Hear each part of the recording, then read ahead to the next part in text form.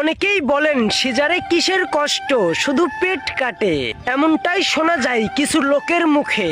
7টা পর্দা কেটে বেবিটাকে আনতে হয়। আধা ঘন্টার মধ্যে 3টা স্যালাইন শেষ হয়। মোটা সিরিজের মেরুদণ্ডের ইঞ্জেকশনটা সারা জীবন কষ্ট দেয়। যখন অবেশের মেয়াদটা চলে যায় তখন ছটপট করতে হয়। আপনজন ছেড়ে পোস্ট অপারেটিভ রুমে থাকতে হয়।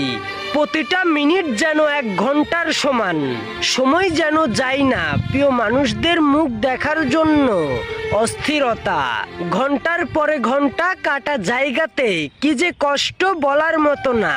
তার সাথে খিঁচুনি, নিথর শরীরে থরথর কাঁপুনি, হাতে ক্যানলাই, স্যালাইন চলছে, অন্যদিকে গলা শুকিয়ে কাট কাট হয়ে যায়। 1 ফোঁটা জলের জন্য কত আকুতি মিনতি, কিন্তু 24 ঘন্টার মধ্যে কোনো